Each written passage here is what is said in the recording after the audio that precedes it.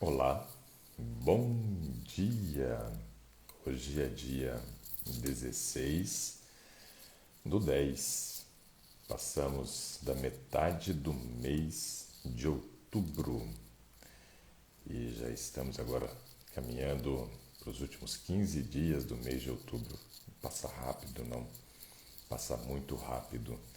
Esse é o Today, é o nosso encontro diário de segunda a sexta-feira. Hoje eu estou viajando e estava preocupado com o horário da passagem, né? Não sabia qual era o horário ainda, então estava acreditando que talvez não fosse possível fazer o Today hoje, mas o nosso voo sai 2 horas da tarde. Vamos para Campinas e depois de Campinas nós vamos para Sorocaba de carro. Vou estar fazendo palestra esse final de semana em Sorocaba. Fazia tempo que eu não viajava. Minha última viagem foi no mês de janeiro. Esse ano eu tinha uma média de 40 programações marcadas para poder fazer e foram desmarcadas por causa da pandemia. Loucura, né? Esse momento que a gente está vivendo. Mas fiquei feliz da viagem ser somente às 2 horas da tarde, e aí dá tempo da gente fazer o Today e ainda fica um pouquinho mais com as filhas antes de viajar. Bom, Ceci Vasconcelos está aqui conosco, a Iva Amiga também, a Aurita também conosco, Taim, Taiminha, Regina, a Jaqueline também, a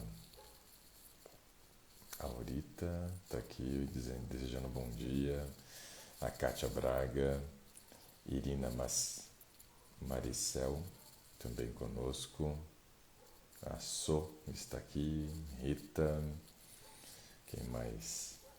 Maria Lúcia, Simões de Souza, Rosineide Burgos, Sueli, Zenaide, Simone. Ué, Simone não está caminhando agora, não? A Emília também conosco, a Bilene, legal. Olha só, a Irina Maricel, ela está em Misiones, na Argentina. Legal, seja bem-vinda. O Vanildo também está conosco, a Alcirene também, Thaís Ferraz. Legal.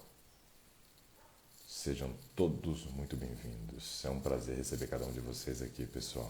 A meu também. A Mariana. Isso, acho que é isso mesmo. Mariana também conosco. A Célia também. Muito legal. Bom, ontem o Gilmar já ficou pedindo para eu dar spoiler, né, de segunda-feira, do que nós vamos fazer no Saúde em Pauta de segunda. Então eu vou dar mais spoiler aqui. Eu convido todos vocês a estarem assistindo Saúde em Pauta, né, na segunda-feira. E lembrando que segunda-feira também é um dia que eu vou estar fazendo aquele sorteio de uma consulta online para eu poder esclarecer suas dúvidas a respeito de saúde. Então quem quiser concorrer aí com essa consulta, é só curtir o post do 100 Days, marcar 2 amigas ou 2 amigos, né? E se ainda não é seguidor, começar a seguir aí o nosso Insta. Nós queremos ter um engajamento maior das pessoas no Today conosco. Eu acho que é um momento muito interessante, um momento de muito aprendizado, tanto para vocês quanto para mim. E sempre um desafio também, que eu nunca sei o que vão pegar pela frente aqui, e é ao vivo, né? Não tem como fugir da raia. E então, curtam, né? Compartilhem esse conteúdo para mais pessoas poderem conhecer. E na segunda-feira nós temos uma outra surpresa aí para vocês, né? Nós vamos ter aqui, acho que acredito, 3 pessoas convidadas aqui em casa na segunda-feira à noite, no Saúde em Pauta, e vamos fazer um convite, né, para vocês. E eu vou revelar na segunda-feira. Mas não faltem na live de segunda. É muito interessante. A Thaís pergunta assim, ó, bom dia, poderia falar um pouco sobre a proporção de proteína, carboidrato e gordura nas refeições do dia, Thaís, eu tenho trabalhado da seguinte forma. Quando eu vou fazer uma orientação, hoje eu não tenho feito mais aqueles cálculos de cardápio estabelecendo valores calóricos, né? Cheguei à conclusão de que aquilo não traz resultado a longo prazo, Thaís. A Thaís é nutricionista também. E não tendo esses resultados a longo prazo, resolvi mudar minha estratégia. Claro, mudar a estratégia não é uma coisa fácil. Conscientizar pacientes, né, dessa mudança, dessa nova proposta, também não é algo tão fácil, mas é algo que vale a pena. Então, o que eu tenho feito? Hoje, claro que eu já fiz vários testes, né, para poder saber como que funciona, mas o que eu tenho feito de proposta hoje é a gente observar, né, baseado no modelo americano, que chama MyPlate, quanto que nós devemos ocupar do nosso prato com cada fonte de nutriente. Então, em cima disso, eu trabalhei para poder estabelecer um meu MyPlate, digamos assim, né, o meu prato, orientando para que a gente tente fechar da seguinte forma. Eu quero que 40% das calorias da refeição seja composta por fontes de carboidrato. Então, 40% do prato vai ser ocupado por uma fonte de carboidrato. Lembrando que as leguminosas, elas são fontes de proteína, porém o carboidrato presente na leguminosa não é um carboidrato que nós conseguimos fazer um aproveitamento dele. É um carboidrato que vai servir como matéria-prima para fermentação intestinal e crescimento das bactérias da nossa microbiota intestinal. Porque é a rafinose e também a estaquiose. E nós não produzimos enzima para digerir nem rafinose nem estaquiose. Então, dos carboidratos presentes nos vegetais, o que nós conseguimos aproveitar é o amido, um dos carboidratos de reserva, no caso. Então, o amido nós conseguimos aproveitar. Então, por isso que quando a gente usa um cereal, ele entra como fonte de carboidrato. Mas entrando aí com uma leguminosa, vai ser fonte exclusiva de proteína. E o carboidrato vai ser fermentado no intestino. Então, eu coloco depois 2 fontes de proteína, porque eu quero tentar, né, ocupar do meu prato ali quase que a mesma proporção de carboidrato, para que a gente consiga oferecer uma média de 30% das calorias provenientes da proteína. E somente uma faixa bem pequena do prato ocupada pelas fontes de gordura, porque cada grama de gordura gera 9 calorias. Também nesse caso, a gente vai conseguir por volta de 30% das calorias provenientes da gordura, ocupando uma faixa etária muito pequena do prato. Então a gente tem dividido para conseguir mais ou menos essa proporção. 40% das calorias vindo do carboidrato, 30% de calorias vindo das proteínas e outros 30% das calorias vindo da gordura. Então, dessa forma que eu tenho trabalhado para conseguir fazer a distribuição dos macronutrientes na hora de montar ali uma estrutura de orientação para o paciente saber como organizar a sua refeição. Eu não gosto mais muito de chamar de cardápio, porque cardápio fica naquela questão assim, tem valores calóricos, vou usar por um determinado tempo e depois volto ao meu antigo padrão. Não, então é uma nova proposta de como organizar as refeições, né? Eu acho que dessa forma a gente tem conseguido resultados satisfatórios. As pessoas estão emagrecendo, estão conseguindo controlar várias doenças, seguindo esse modelo de proposta. O Vanildo está desejando que Deus abençoe a minha viagem. Muito obrigado, Vanildo. Vamos voltar a essa rotina. E claro, a gente precisa de proteção mesmo, né? Porque ainda estamos em período de pandemia. Mas o pessoal fez questão que nós estivéssemos presencialmente lá e nós vamos cumprir nossa agenda com o maior prazer, né? Nós desmarcamos a maioria das programações, como eu disse para vocês, eram mais de 40 viagens esse ano. Fiz somente 2 até agora. E agora fiz 3 na verdade, fiz 3 viagens esse ano. Fiz uma viagem para São Paulo, fiz uma outra viagem para o sul de Minas e uma para o Rio Grande do Sul. Agora vai ter essa em Sorocaba e na semana que vem em Minas Gerais, né, em Uberlândia. Vou estar fazendo palestra também. Então é assim, a coisa é corrida, mas estou feliz também com essa possibilidade. Mas vou confessar para vocês, ficar em casa com as filhas nesses finais de semana, né, de período de pandemia, foi bom demais. Foi bom demais, porque a gente viajava muito. Então, tem algumas vantagens. Teve, né, na verdade, para mim, algumas vantagens essa pandemia. A Simone disse que chegou cedo da caminhada. Legal. A Geliane Mota está conosco. Ah, Roque Barros também. Legal. Ah, sim. O exame que eu fiz, por conta dessas dores de cabeça que eu tenho aqui, não sei se é uma contratura ainda, estamos em uma fase de tentar descobrir. O negócio é que hoje a medicina nossa está muito fraca, viu? E eu fiz o exame, fiz uma ressonância magnética, deu alguns pontos de calcificação na coluna cervical, uma redução do tamanho do forame, que é o espaço onde passa a medula, também algumas formações ósseas que chegam a pressionar, né, a, o saco dural, que é onde é o saco que recobre ali a nossa medula, mas aparentemente nenhum desses problemas aí tem uma relação com essa dor de cabeça que eu sinto quase que 24 horas por dia, né? Mas a gente leva, já estamos nos tornando resiliente à dor, mas incomoda demais. E aí nesse caso não descobriram nada ainda. Estou procurando agora a indicação de um neurologista. Conversei com uma amiga médica aqui de Brasília e eu falei assim: me indica um bom neurologista. Ela falou assim: então vai ter que ser em outra cidade, porque em Brasília não tem um neurologista top de linha que eu possa te indicar. Eu falei: meu Deus, que ponto que chegamos, né? Na capital federal, não ter uma indicação de um neurologista para tentar descobrir qual é esse problema de dor de cabeça que eu tenho. Então, olha que coisa terrível, sou. Coisa não está fácil, não. Ela disse assim: eu posso te indicar um ortopedista e aí você conversa com ele e vê o que ele vai trazer de diagnóstico aí para você. Mas a coisa não está fácil, não. Achar profissional hoje para poder te acompanhar, para resolver o problema, não está fácil, né? E eu vou tentar alguns tratamentos aí, vamos ver o que a gente consegue, né? Estamos conversando com ela, com essa nossa amiga que é médica, muito boa essa, radiologista. Bom, deixa eu ver o que mais que tem aqui. A Zenaide está conosco também, né? A Andrea, a Kelly também aqui, a Neu, Sandra Santos, a Juliana Fuki está aqui conosco também, muito bom. Juliane, Terezinha também, e assim por diante. A Emília escreveu assim, ó: mas a pandemia nos presenteou com a transformação vital, today, gastronomia vital, além das várias orientações e novas amizades. É isso mesmo, Emília. A gente não tinha um planejamento de entrar tão forte assim com trabalhos online.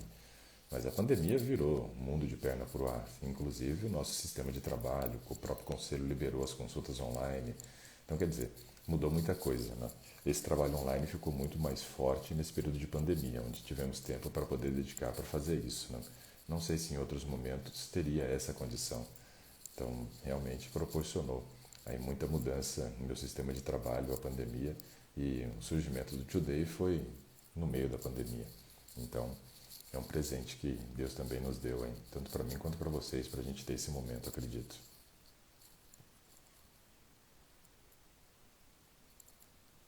Bom, a Rosineide faz uma pergunta aqui, que é a seguinte, ó. Fiz exame de hepatite C pelo SUS, deu reagente. Porém, no particular, deu não reagente. O que fazer? Repetir. Precisa fazer agora uma contraprova. Isso acontece muito. O sistema nosso hoje de análises clínicas não é dos melhores. Eu tenho alguns amigos que são bioquímicos, né? que são biomédicos, e eles dizem que hoje está complicado, né? A gente ficar confiando 100% em resultado de laboratório também. Então, o ideal é que você tenha um laboratório de confiança onde você possa fazer o exame e manter esse laboratório aí por anos, né, na sua agenda, fazendo seus exames ali. Certo ou errado, pelo menos você vai ter um padrão. Olha que loucura, né? Mas é uma verdade. Agora, quando você faz um teste num laboratório, depois em outro, e os resultados não conferem, aí é necessário que você faça uma contraprova. Vai precisar de uma terceira opinião, Rosineide. Então, tem que procurar um terceiro laboratório. E esperamos que não dê um resultado diferente desse, né? Porque, sei lá, já deu um reagente, não reagente, vai que no outro dê duvidoso. Mas precisa de uma terceira opinião agora, não tem jeito.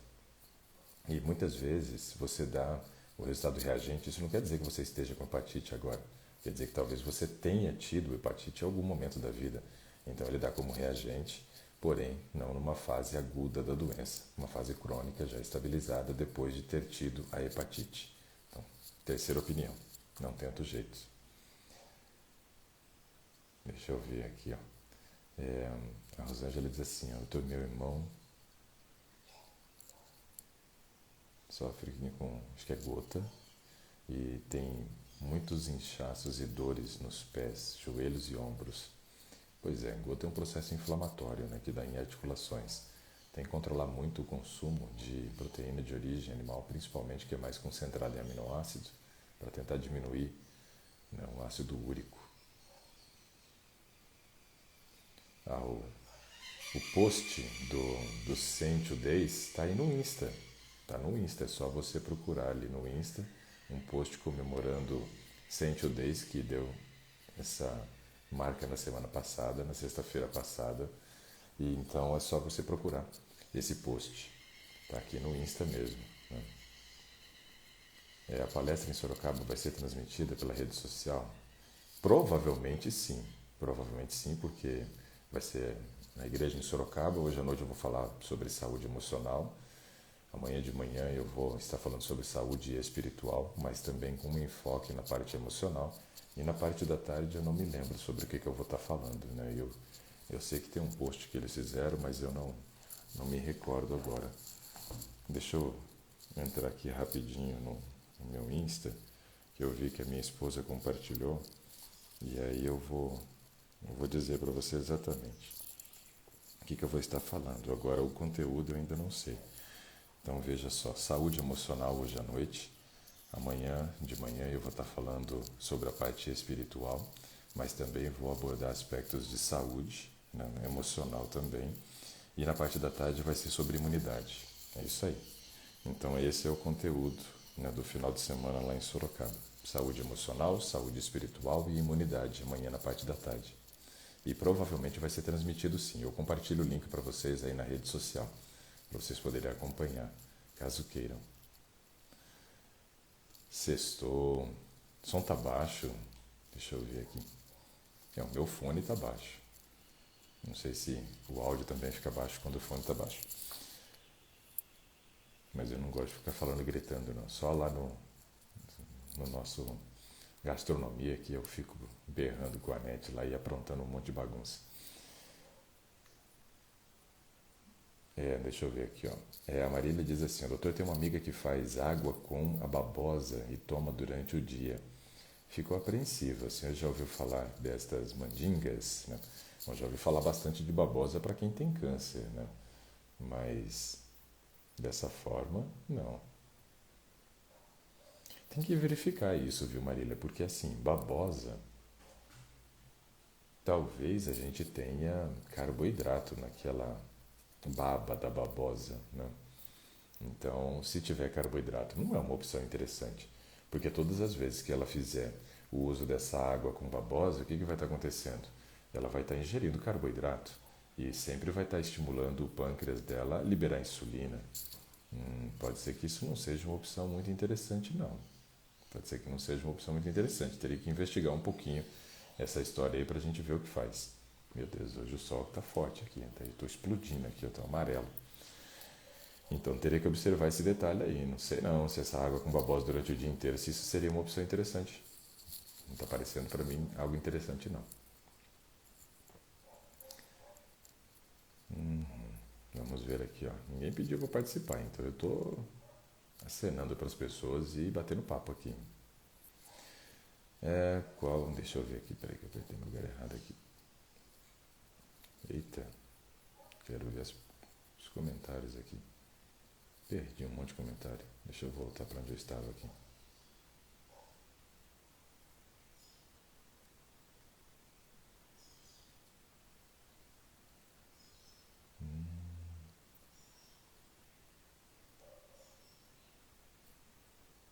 Deixa eu achar onde que eu estava. Me perdi aqui. Acabei clicando no lugar errado. Acho que achei.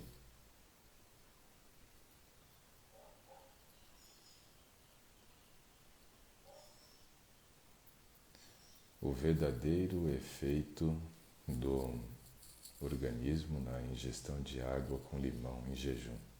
Pois é. O limão, ele é ácido, porém quando ele cai no nosso estômago, ele fica alcalino. Então, o propósito das pessoas utilizarem água com limão tem sido aumentar a alcalinidade do organismo. Eu não vejo que seja algo assim tão milagroso igual o pessoal está propondo.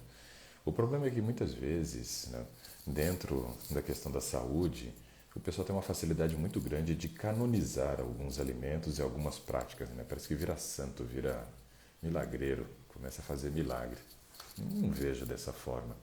Eu vejo que a gente precisa, quando a gente quer esses benefícios de água com limão, por exemplo, que é alcalinizar o nosso organismo, a gente precisa ter um estilo de alimentação que alcalinize. Não é simplesmente a prática da água com limão que vai trazer todos esses benefícios que as pessoas estão buscando. Não, não é assim. Então é importante a gente observar que alimentos, por exemplo, como o açúcar, farináceos brancos, excesso de proteína, isso acidifica o nosso organismo.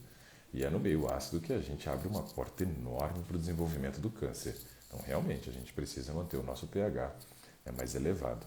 O pH do sangue ele é 7,4, com variação para 7,45, 7,35. Então, mesmo que a gente diga assim, meu sangue está ficando ácido, ele ainda está alcalino, porque o ácido é somente abaixo de 7 na escala de pH, que vai de 0 ao 14. Quanto mais baixo, mais ácido, quanto mais alto, mais alcalino, e o 7 é a neutralidade. Então, o nosso sangue ele é ligeiramente alcalino e nós devemos mantê-lo o pH de 7,4 a 7,45. Para que a gente consiga isso, a gente precisa realmente abandonar o consumo de farináceos, açúcar e diminuir muito o consumo de proteína de origem animal para quem come, porque é onde a gente consegue acidificar o sangue, são com esses alimentos aí. E isso é preocupante, tá? Então vamos fugir desses alimentos. Agora, água com limão, muito mandinga já também. A Zanetti diz que a vitamina D do esposo dela deu 15. Será que é bom suplementar? Com certeza. Com 15 mil UI diários durante 90 dias. Já está num nível de deficiência. Olha só, a Andrea disse que voltou do treino, agora de jejum saudável, com a granola que a Nete ensinou, banana e mel. Excelente. Eu vou comer só depois do Today. Só depois do Today. E hoje eu devo comer por volta de umas 10 da manhã, na verdade. E aí eu vou fazer a viagem e depois só vou comer em Sorocaba mais uma vez. Provavelmente hoje, só 2 refeições. Né? E acabou. A não ser que eu saia para pedalar agora, que eu estou com vontade. Vamos ver. Evitar doenças, esse é o foco. Deus quer nos dar vida em abundância. Eu concordo plenamente, Simone. Deus quer que a gente tenha vida em abundância. Às vezes a gente que está querendo se matar, né, com o estilo de vida que a gente leva. Coisa feia. A Kátia já fez hoje 9 quilômetros. Eita! O pessoal aqui tá. A Andréia diz que está tentada a ir a Sorocaba. André, vocês moram aí na região do ABC, não é isso? Vai dar o quê? Uns 200 quilômetros, 150, 170 quilômetros talvez? Não. Vai lá, vai ser ótimo conhecer vocês, né? Tá no presencial com vocês. Eu sei que tem gente semana que vem que tá doido para ir para Uberlândia, lá para onde a gente vai estar fazendo palestra também. A Carmelita disse que a vitamina D da neta dela deu 14,5. Tem que suplementar com 15 mil UI. Carmelita, entre 7 a 15 mil UI durante 90 dias. E a B12 está fantástica, deu 492. A Virgília diz que o filho mora em Uberlândia. Bacana.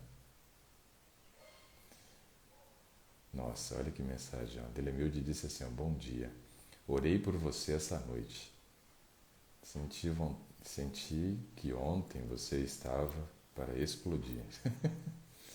Ontem eu estava com dor de cabeça. Ontem, quando eu estava fazendo saúde em pauta, a coisa estava complicada. Hoje eu estou com muito menos dor, agora no Today. Ontem à noite a coisa estava terrível mesmo. A dor de cabeça, ela é quase que constante, quase 24 horas. É defeito de fábrica, só que assim, ninguém acha a causa. É muito difícil quando você tem um problema e você não descobre o motivo. Isso daí é uma coisa que incomoda demais, porque quando você tem um diagnóstico, você vai atrás de um tratamento. Agora, como é que você vai tratar um negócio que você não sabe o que é? Aí fica difícil. Então, realmente, ontem no Saúde em Pauta eu estava a ponto de explodir a cabeça mesmo, de tanta dor, né? E ela diz assim, que bom que o sábado está chegando, né? E realmente, no sábado, as dores tendem a diminuir, né? O ritmo de funcionamento do nosso corpo no sábado ele é diferente, pessoal. Isso já tem comprovação científica. Pesquisadores de cronobiologia que estudam o ciclo circadiano, eles descobriram, por exemplo, que em animais, quando chega no dia de sábado, os batimentos cardíacos diminuem, a pressão sanguínea diminui, aumenta a produção de glóbulos vermelhos e brancos, ou seja, o corpo está passando por um processo de repouso. E isso daí é fisiológico nos animais, né? Então, nós, seres humanos, também passamos por algumas alterações. Por exemplo, em casa eu percebo que acordar minhas filhas ao sábado é muito mais difícil do que acordar nos outros dias da semana. O corpo está em repouso, acredite nisso, né? Isso não é à toa. Bom, ó, a Nazaré disse que mora em Uberlândia e vai assistir as palestras. Ué, Nazaré, que ótimo, né? Porque a gente está tentando fazer o Tio Day contigo já faz tempo, não deu? Então vai ser muito legal, Nazaré, conhecer você em Uberlândia presencialmente. Já conheço a sua filha, né? Conheci ela em Curitiba, né? A Elis. Conhecemos ela no Viva, lá de Curitiba, fazendo palestra, ela e o esposo. Né? Pessoa fantástica, gostei muito dela, né? Do esposo também. Ele com aquele sotaque bem marcante do sul, né? E agora eu vou poder te conhecer, Nazaré. Olha só que legal, muito bacana. É só Deus para te dar essa força mesmo. Nos deixa. Pois é, só Deus para manter a gente aqui. Essa dor aqui é um saco. Eu comecei com essas dores, pessoal, quando eu tinha 17 anos. Eu fazia a faculdade de zootecnia. E eu comecei a ter crises de enxaqueca muito forte. E eram crises assim terríveis, né? De deixar a gente prostrado, não conseguir estar na claridade, só escuro. A coisa era ruim. Começou com 17 anos isso. E na época eu procurei um neurologista, o Dr. Walter Malaguido Clímaco, né, de Maringá. Ele é muito bom, muito bom. É do SIM em Maringá. Ele atende no Centro Integrado de Neurologia. E ele me ajudou muito, Dr. Walter, né? Nossa, eu gosto muito do Dr. Walter. Até gostaria de ir para Maringá fazer uma consulta com ele novamente, que eu estou, né, precisando dos conselhos dele novamente. E o Dr. Walter, na época, disse que o que ele tinha percebido com a ressonância é que havia um encurtamento da musculatura da nuca, como se eu tivesse nascido assim, já com esse problema. E conforme eu cresci, né, cresci muito rápido, isso, né, começou a gerar os problemas. Eu, quando tinha, por exemplo, 14 anos e entrei no ensino médio, eu faço aniversário em dezembro. Então, eu fiz 14 anos em dezembro e já em fevereiro começou o ensino médio para mim. Eu comecei o ensino médio, eu tinha 1,58 m de altura. Eu era o mais baixinho da sala junto com outros dois amigos que tinham 1,58 m, que era o William e o Marcos, né? Dois japoneses. E naquele ano eu cresci 12 centímetros. No ano seguinte eu cresci 8 centímetros e no outro ano eu cresci 12, 10 e 8. Então cresci 30 centímetros aí em 3 anos. Saí de 1,58 para mais ou menos 1,88. Né? Eu tenho 1,89. E esse crescimento rápido parece que piorou o problema. E aí com 17 anos eu comecei a ter fortes dores de cabeça. Procurei o Dr. Walter e fizemos tratamento na época. Fiz tratamento com aplicação de Botox. Né? Todo mundo aplica Botox na testa, né? Então eu já estou na hora de aplicar na testa também Botox. Ainda mais que não tem cabelo, agora fica enrugando tudo aqui. Mas eu fiz aplicação de Botox na nuca para tentar paralisar o nervo e diminuir os inchaços na cabeça. O inchaço é gigantesco, pessoal. Parece um ovo nascendo assim, ó, né? Tanto que incha, por causa da contratura. E fiz aplicação de Botox, fiz uso de fluoxetina, que é um antidepressivo, durante muito tempo, que ela também trabalha com relaxamento muscular, para tentar melhorar. E fiquei aí aproximadamente uns 6 anos, 7 anos, convivendo bem com essa situação. Mas depois dos 35 a coisa piorou de novo e agora nenhum tratamento tem surtido qualquer tipo de resultado. Posso tomar qualquer remédio para dor, que é como se tivesse tomado água com açúcar para mim. Não faz diferença nenhuma, nenhuma. E estamos aí, né, na investigação, tentando descobrir o que é. Então, agradeço as orações de vocês para tentar descobrir o motivo dessa dor, né, que ninguém descobre. Dizem que esse encurtamento da musculatura da nuca foi o Dr. Walter que fez esse primeiro diagnóstico, mas já fui em outros médicos, eles falam que não. Já fui em quiropraxista, osteopata, E até agora ninguém resolveu nada. A Bilene pede para falar um pouco sobre a ingestão de água, que o irmão já falei, né? E aí, muita mandinga, eu acho. Poderia explicar um pouco qual é o cuidado que devo ter ao comprar cloreto de magnésio e ômega 3 e a partir de qual idade exatamente consumir? Bom, o cloreto de magnésio ele é muito utilizado hoje para pessoas que têm artrose, na tentativa de você conseguir descalcificar um pouco as articulações que estão sendo calcificadas. E então o cloreto de magnésio, a indicação não é a idade, mas sim a presença de artrose. Já o magnésio de malato, esse sim tem muito mais funções no nosso organismo. O magnésio de malato está envolvido aí, o magnésio na verdade, em mais de 300 reações bioquímicas no nosso organismo. Então é interessante. O uso dele aí não tem uma idade certa para utilizar. Seria mais pelo diagnóstico de falta de magnésio ou porque você quer de repente potencializar algumas reações bioquímicas no organismo. Já o ômega 3, ele é uma molécula muito interessante para nós, ainda mais que no Brasil ingerimos muito pouco ômega 3. O ômega 3 ele é encontrado em peixes de águas frias, né? Todo mundo sabe isso, águas profundas e frias, porém nós não temos essa condição no Brasil. Não temos águas geladas, né? Frias a ponto de estimular os peixes a produzirem tanto ômega 3. Além do que, o transporte dele e a exposição dele à luz também vai destruindo muito do ômega 3 presente nesse peixe, né? Então, é um sistema aí que acaba destruindo o ômega 3, então a gente consome o peixe achando que tem ômega 3. Não, não tem. Então, as pessoas que consomem estão sendo muitas vezes iludidas com essa questão de consumir o peixe com a finalidade de ter ômega 3. Nossa principal fonte de ômega 3 hoje seria as algas. As algas sim são fontes de ômega 3. E no Japão também, o maior consumo de ômega 3 não se dá pelos peixes, mas sim pelas algas. Temos ainda a linhaça e a chia, mas com algumas diferenças na composição, onde não temos ali grande concentração de EPA e DHA, que é o ácido eicosapentanoico e dexahexanoico, que são muito importantes para o funcionamento do cérebro. Então, o ômega 3 é importante para o cérebro e também é uma molécula anti-inflamatória. Todas as pessoas que têm problemas de inflamação, por exemplo, como bursite, tendinite, rinite, bronquite, tem também os pontos de inflamação de artrose, fibromialgia, que gera muita dor, né? Todas essas pessoas seriam muito beneficiadas com o uso de ômega 3, pelo menos 1000 miligramas ao dia. Recomendação de marca é aquilo que eu falei, é meio complicado, mas o ômega 3 da Forever é um bom ômega 3 que a gente tem no mercado. O Herbalife também é bom. E vale a pena o uso do ômega 3 nessas circunstâncias, né? Para quem, por exemplo, também tem déficit cognitivo, dificuldade de concentração, o seu uso também pode ser muito benéfico. Mas é imprescindível o uso do ômega 3 para quem, por exemplo, tem câncer. Quem tem câncer precisa usar ômega 3. E aí não na dosagem de 1000 miligramas, mas sim na dosagem de 2000 miligramas ao dia, para que a gente consiga realmente tentar dar uma melhorada no sistema imunológico e ajudar as pessoas nesse processo de combate de uma doença tão terrível que é o câncer. Deixa eu ver aqui, ó. A Thaís diz assim, ó, quando a vitamina B12 estiver entre 200 e 300, como faço para suplementar?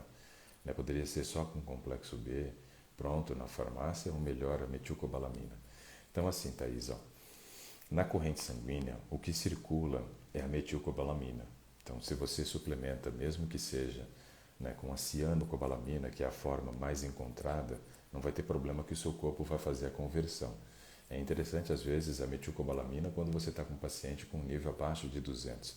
Mas entre 200 e 400, vamos colocar, expandir um pouquinho essa margem que você colocou, eu corrigiria da seguinte... Não é corrigir, porque está dentro da normalidade.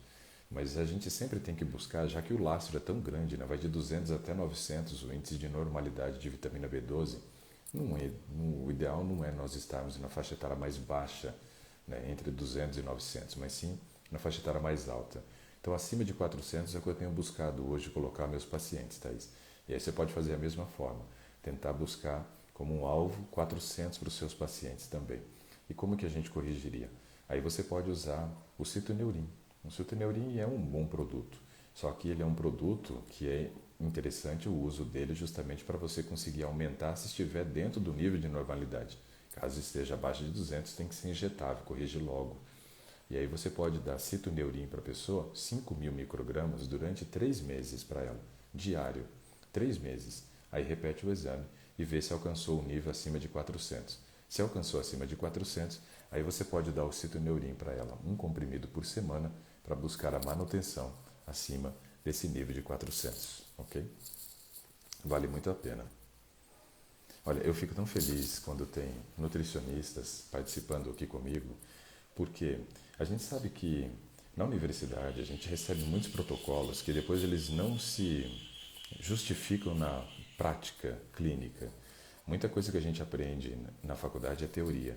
Quando a gente vai para a prática, a coisa é bem diferente. Então eu fico muito feliz de terem nutricionistas aqui comigo e eu poder compartilhar um pouquinho dessa experiência que eu já tenho na área de nutrição. Já estamos aí com 16 anos, né, trabalhando como nutricionista, então eu fico feliz de ter algo a contribuir com os novos nutricionistas que estão entrando no mercado, com aqueles que de repente já têm uma certa experiência, mas a gente poder trocar essas informações eu acho muito importante. Eu não vejo o outro nutricionista como meu concorrente de maneira nenhuma. Eu vejo como um companheiro de trabalho que muitas vezes precisa trocar informação para poder dar também a melhor assistência para os seus pacientes, né? Então, isso aqui é muito importante, essa troca de informação. E eu fico feliz, Thaís, de você sempre estar presente aqui conosco, como outras nutricionistas também que eu vejo sempre aqui. A Nair, por exemplo, sempre está conosco, para a gente poder trocar a experiência, né? Isso é muito importante. E se vocês tiverem algum caso clínico que quiser trazer para a gente poder discutir no Today aqui, é só entrar em contato comigo, que com certeza eu vou fazer questão de discutir esse caso clínico, como já fiz com você uma vez, Thaís, né? Porque isso ajuda no meu crescimento profissional, no seu crescimento profissional e no benefício das outras pessoas que precisam de orientações corretas, coerentes, né? Fugindo muitas vezes dessas práticas malucas que a gente aprende dentro da faculdade, que não dá em nada.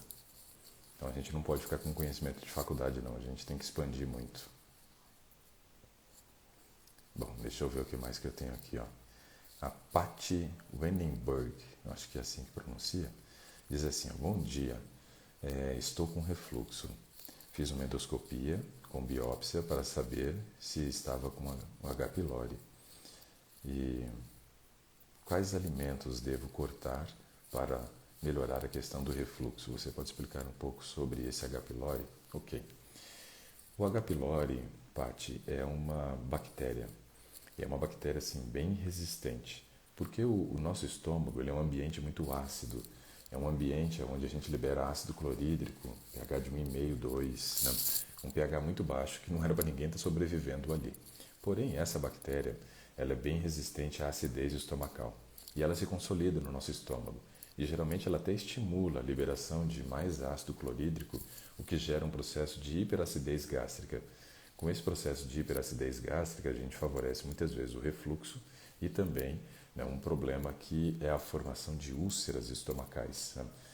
Para poder fazer o combate dessa bactéria, tem muita gente que diz assim: espinheira santa, chá de espinheira santa ajuda a matar a bactéria. Eu não achei nada de comprovação ainda científica a respeito de que o chá de espinheira santa consegue matar essa bactéria. Ela é tão resistente que aguenta aí o pH de 1,5, 2 do estômago. Então, não sei se chá de espinheira santa mataria. Eu não sou contra o uso de fitoterápicos de maneira nenhuma, pessoal. Eu só tento trabalhar com prudência, porque se eu não tenho ainda uma comprovação científica mostrando que realmente funciona, eu não posso sair fazendo indicação. Por quê?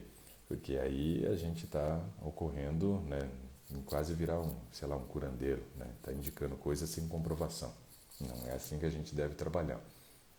A gente sabe que o protocolo hoje, para quem tem essa bactéria, o H. pylori, é o uso do antibiótico durante 7 dias e depois o uso de alguma coisa prazol.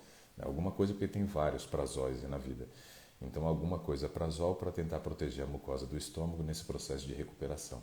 Então, vai ter que usar aí um antibiótico por 7 dias e alguma coisa prazol por 28 dias para você tentar recuperar a mucosa. Porém, existem alimentos que são piores para quem tem problemas de gastrite. A gente sabe que a pimenta, por exemplo, do reino, ela é extremamente nociva para quem tem problema de gastrite. Por quê? Porque é uma pimenta que é torrada, está ali na forma de pó. Então, aquelas partículas pequenas, né, da pimenta, muitas vezes, elas grudam na mucosa do estômago e continuam gerando mais agressão, estimulando a produção de mais ácido, o que acaba piorando esse processo por conta da ação da capsaicina, que é um composto bioativo que nós temos aí na pimenta. Capsaicina tem suas funções, mas para quem está com gastrite, nesse aspecto vai gerar uma irritação de mucosa gástrica e um aumento de produção de ácido clorídrico, piorando o processo. Alimentos também que são irritantes de mucosa, né, como alimentos quentes, no caso como café, o chá mate, chá verde e outros chás muito quentes também são prejudiciais. Mas esses primeiros, por quê? Porque eles são chás que contêm um estimulante chamado cafeína ou teína. Cafeína ou teína aumenta a produção de cortisol, aumentando a produção de cortisol, aumenta a produção de ácido, piora o processo da gastrite. Então também não é nada interessante. Alimentos embutidos que contêm nitrito ou nitrato na sua composição são muito prejudiciais porque também são irritantes de mucosa gástrica. Nada interessante então para quem está com gastrite ficar comendo aí esses embutidos, salame, presunto, né, chester e assim por diante, essas porcariadas aí. Isso tudo aí não vale nada, né? Cheio de nitrito e nitrato, irritante de mucosa gástrica. Outra coisa que é muito importante é controlar a quantidade de gordura que você ingere na refeição, Paty. Por quê? A gordura, ela é um nutriente de difícil digestão. Olha que coisa interessante. Quando você come carboidrato, a digestão desse carboidrato, se for um amido, começa na boca, termina no intestino. Quando você come proteína, a digestão da proteína começa no estômago, termina no intestino. Quando você come gordura, a digestão começa e termina no intestino. Ou seja, é um alimento que aumenta o tempo de permanência, né, do bolo alimentar, ali, do quimo que foi formado, né, no estômago. Isso faz com que você tenha mais potenciais fermentativos do alimento que está no estômago, o que gera uma expansão, né, do estômago, forçando muitas vezes a abertura do esfíncter esofágico inferior, ou cárdia, que é a entrada do estômago. Se ela abre, além agora da gastrite, você começa também a ter o refluxo, né? Então, esse é o pior alimento para quem tem gastrite e refluxo, gordura. É o que mais aumenta o tempo de permanência do alimento no estômago. Outra coisa que é importante lembrar é que o seu estômago só vai liberar ácido quando ele estiver presença de alimento físico, ou na boca ou no estômago. Então, quando você está mastigando, por exemplo, mascando um chiclete, seu cérebro entende que vai chegar alimento e ele já começa a produção de ácido clorídrico, que pode piorar sua gastrite. Mas quando você está mastigando o alimento e vai deglutir esse alimento, ele já entende que vai entrar alimento, então ele já começa a produção de ácido clorídrico. Então esse negócio de comer várias vezes ao dia tende a piorar o problema e não melhorar o problema. Eu acho um equívoco muito grande, né, dos gastros quando a gente vai e está com gastrite e ele diz assim, olha, você precisa comer várias vezes ao dia para não deixar o seu estômago vazio, porque senão o ácido vai corroer a mucosa do seu estômago.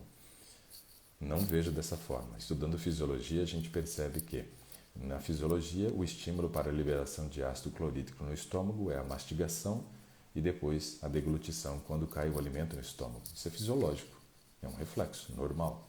Porém, o controle emocional é muito importante, porque as pessoas, quando elas estão mal emocionalmente, muitas vezes isso reflete na ação do cortisol nas células gástricas e aí estimula a produção de mais ácido clorídrico.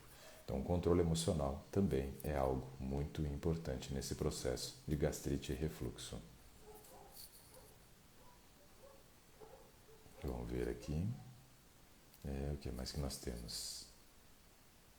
Probiatop 1 grama ou Sinforte 2. Qual a diferença entre eles, né? Pouca diferença, Carlos. Qualquer um dos dois. Probiatop e Sinforte são boas marcas. Eu gosto das duas. Qualquer uma delas. Mas sempre dê preferência para aquilo que é mais concentrado. Quanto mais, melhor.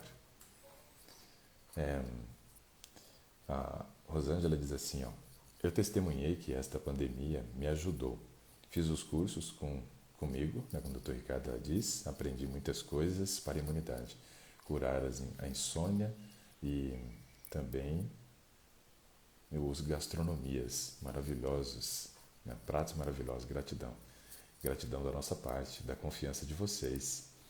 Se não fosse vocês confiarem no nosso trabalho, nada dessas empreitadas que fizemos nesse período de pandemia teria dado certo. Então eu tenho gratidão por vocês estarem aqui participando comigo. Né? O Ivone, não era de perguntas e respostas hoje, o Today, mas como ninguém fez a solicitação para participar, aí nós começamos a responder pergunta, não podia ficar aqui à toa só contando historinha para vocês. Então estou ganhando tempo aqui e aproveitando esse momento para estar tirando dúvidas. Deixa eu só beber uma água, dá licença. O clima ainda continua bem seco aqui em Brasília. Mesmo que tenha chovido esses dias, não muito, mas já deu uma amenizada, mas ainda continua um clima bem seco.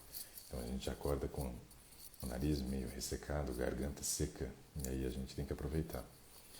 A Ivonete disse que a glicemia dela deu 97 e que ela ficou preocupada.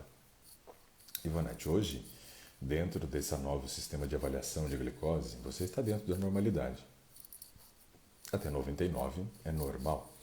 Mas uma coisa que a gente tem que lembrar é que muitas vezes a gente faz o exame, a dosagem de glicose em jejum, e quando fazemos essa dosagem de glicose, a gente tem um efeito colateral de alguns aspectos, né? Então, assim, é algo complexo, algo que não é levado muito em consideração. Mas veja, se, por exemplo, o seu tempo de jejum foi curto, seu nível de glicose vai ser maior. Se, por exemplo, você sofreu de insônia, seu nível de glicose vai ser maior, né? Se você é uma pessoa sedentária, seu nível de glicose dá maior. Ou se você não fez atividade física no dia anterior, antes do exame, seu nível de glicose também dá maior. Então, todos esses aspectos, eles interferem na hora de fazer o exame. E a gente não leva muito em consideração isso, né? Ah, eu estou muito irritado, eu estou muito estressado. Interfere na glicose. Não dormi, não fiz atividade física, tempo de jejum curto, né? Comi muito carboidrato de índice glicêmico alto no jantar. Tudo isso pode interferir. Então, sim, se você ficou um pouco preocupada, tenta controlar essas variáveis, né? E aí, baseado no controle dessas variáveis, repete o exame. Numa condição, de repente, mais estável emocionalmente, tendo uma boa noite de sono, e aí compara o resultado de um exame com o outro. Aí a gente pode ter uma noção melhor se realmente está chegando num nível limítrofe ou não. A Edito Oliveira diz assim, ó, bom dia, verdade que a vesícula em porcelana é considerada um tipo de câncer? Não chega a tanto assim, não. Né? E tem várias outras complicações. Tem várias complicações, né? Mas se for o caso, nesse caso, tem que fazer muitas vezes a extração da vesícula. Né? Mas um tipo de câncer, não. Eu acho que não chega para tanto assim. O pessoal está, acho que muito preocupado. A Aurita disse que vai ter transmissão, sim, né? Da programação de Sorocaba. Eu mando o link para vocês depois. Doutor, tenho hipotireoidismo. Consigo parar com os remédios fazendo dieta crua e exercício físico?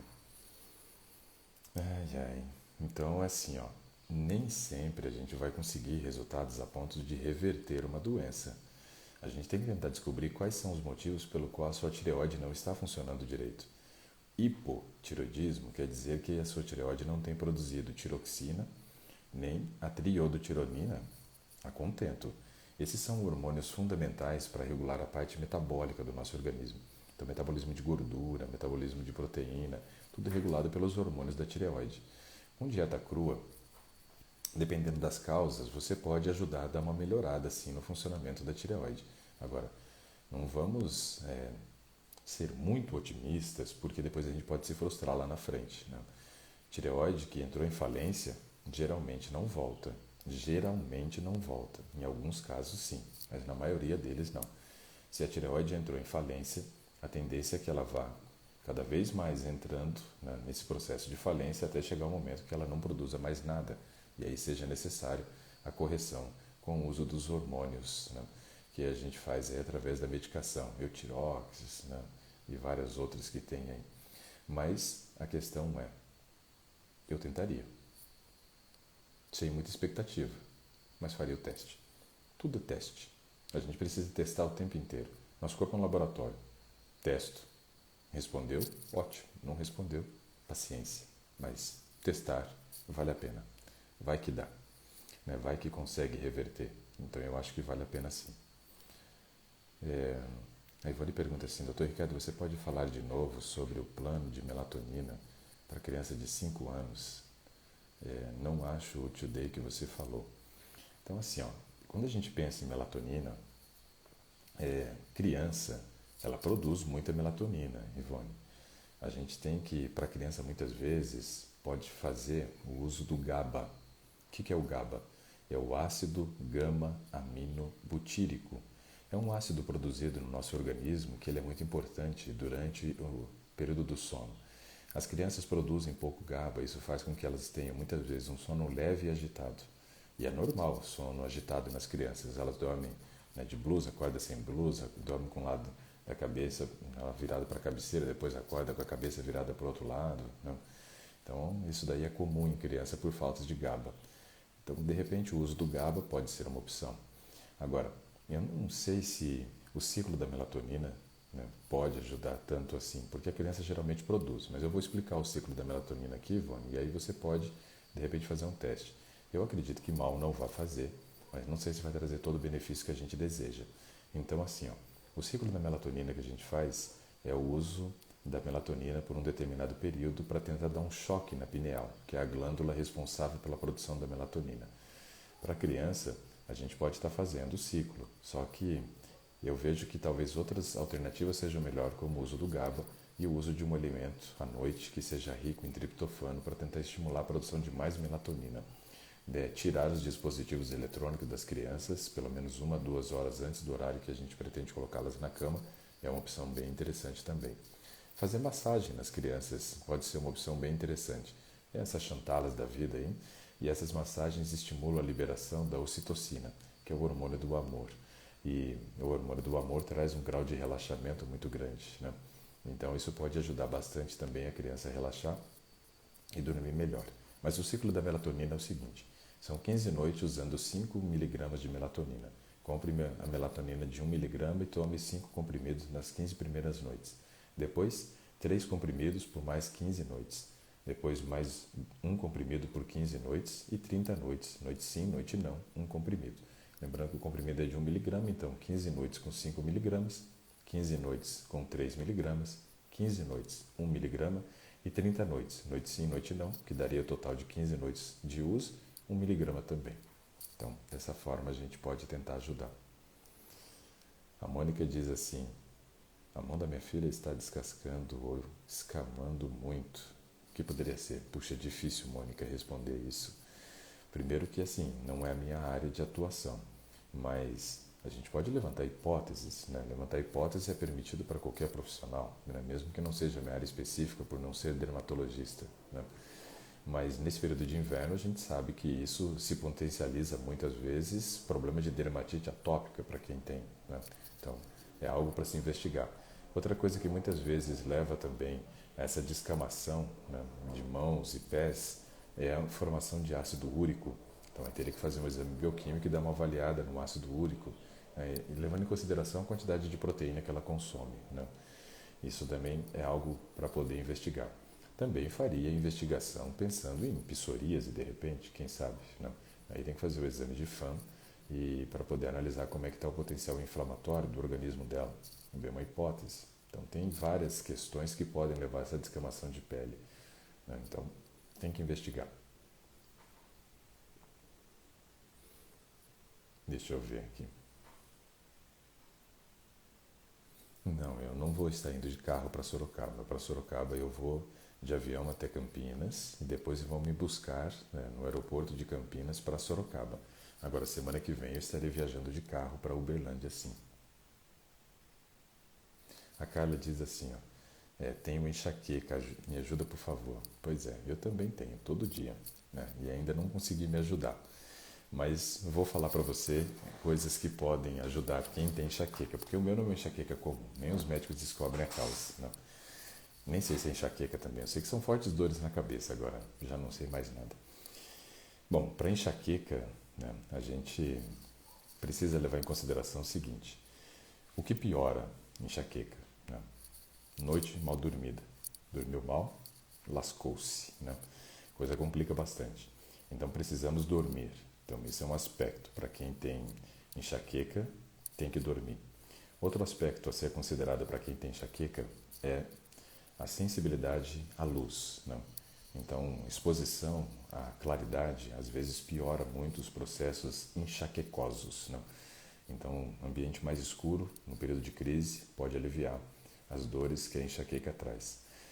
Mas o que gera muita dor de enxaqueca, gatilhos, são problemas emocionais e também o uso de estimulantes.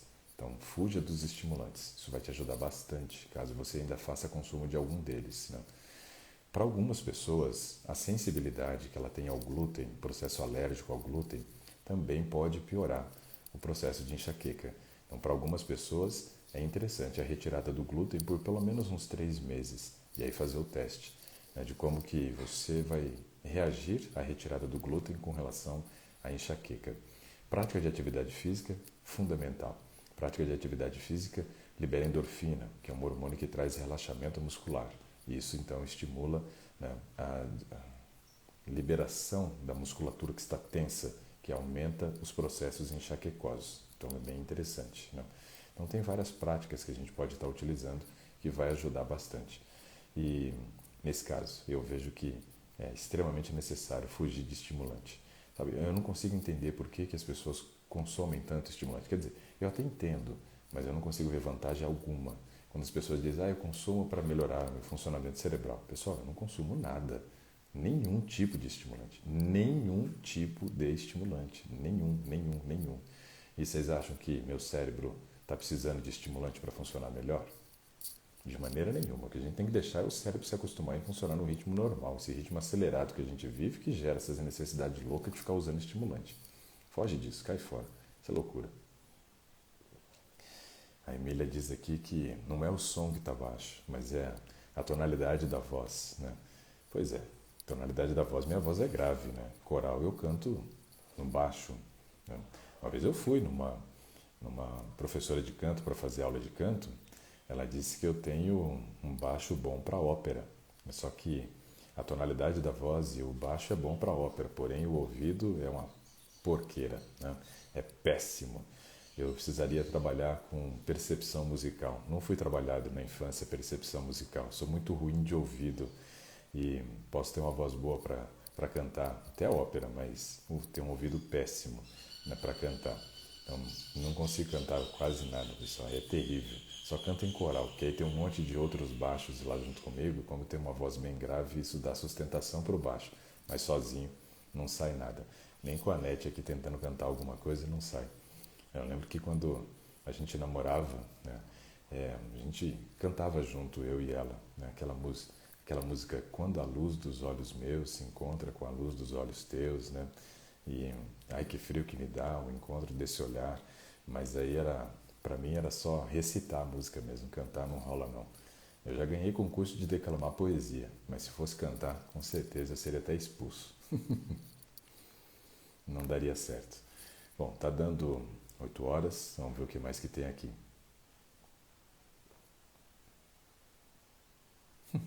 A Delemilde diz que está pela televisão assistindo e aí o volume está no 80 e ainda está baixo, né?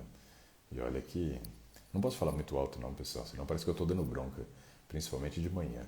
A voz ainda fica, acho que um pouco mais grave, sei lá. E aí parece que eu estou dando bronca. Não posso dar bronca em vocês, não. A Rosângela fala para falar sobre hemoterapia. Eu acho que, na verdade, o termo correto seria autohemoterapia. Tá? Autohemo porque você retira o seu próprio sangue e aplica na musculatura com a tentativa de aumentar a imunidade. Não vejo vantagem. Com relação à autohemoterapia, a gente precisa lembrar o seguinte: o sangue é seu. Quando você tira, não é mais seu. Já é algo que está vindo exógeno, não é algo endógeno mais. Ou seja, a aplicação do seu próprio sangue é como se você estivesse aplicando um corpo estranho no seu organismo agora. Já não é mais o seu próprio sangue.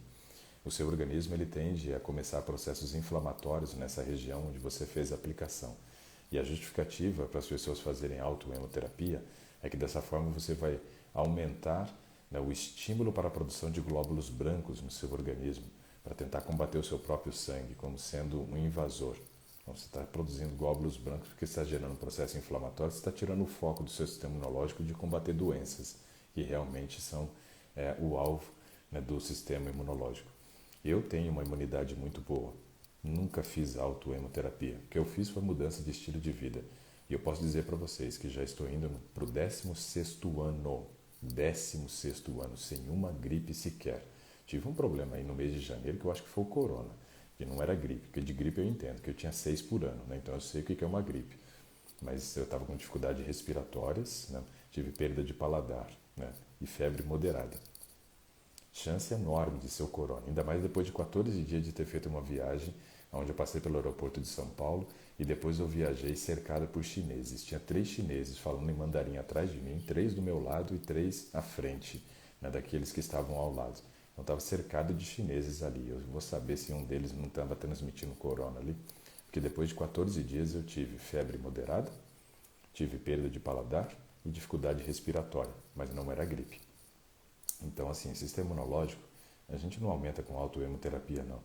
Sistema imunológico, a gente aumenta cuidando do estilo de vida. Tem várias práticas que nos ajudam nesse processo. Como eu vou estar falando sobre isso lá em Sorocaba e disseram que vai ser transmitido, então assista no sábado à tarde. E aí eu vou estar falando mais sobre isso, Rosângela. Sobre imunidade. Pessoal, então está na hora de encerrar. Segunda-feira tem novidade. Tem novidade. Assista o Saúde em Pauta, às 20 horas pelo YouTube. Tenho certeza que você não vai se arrepender. Acredite, vai valer a pena. Temos uma novidade que a gente vai lançar na segunda e eu tenho certeza que vocês vão gostar bastante, ok? Quero desejar a todos vocês um ótimo final de semana. Eu vou estar em Sorocaba, como já disse no início da live, e o pessoal disse que vai ter transmissão ao vivo. Vou compartilhar o link, quem quiser assistir. Hoje à noite eu vou falar sobre saúde emocional. Amanhã pela manhã vou falar sobre saúde espiritual, envolvendo também aspectos emocionais. E na parte da tarde do sábado vou estar falando sobre imunidade. Ainda precisamos continuar cuidando da nossa imunidade, não só por causa do corona, mas porque a imunidade é fundamental para evitar o aparecimento de doenças autoimunes, câncer e outras coisitas mais. Desejo um ótimo final de semana a todos vocês. Espero que vocês tenham gostado do Today de hoje. Ninguém me pediu para participar até agora, pelo menos eu não achei. Então, espero que você tenha gostado, que essas respostas que eu trouxe para as perguntas que aqui foram feitas tenham sido satisfatórias, né? Agradeço muito a participação de cada um de vocês e desejo um ótimo final de semana. Um grande abraço para todos vocês. Nos vemos. Até mais. Tchau, tchau. Vou encerrar por aqui, que agora mudou tudo a configuração desse Insta. Um grande abraço.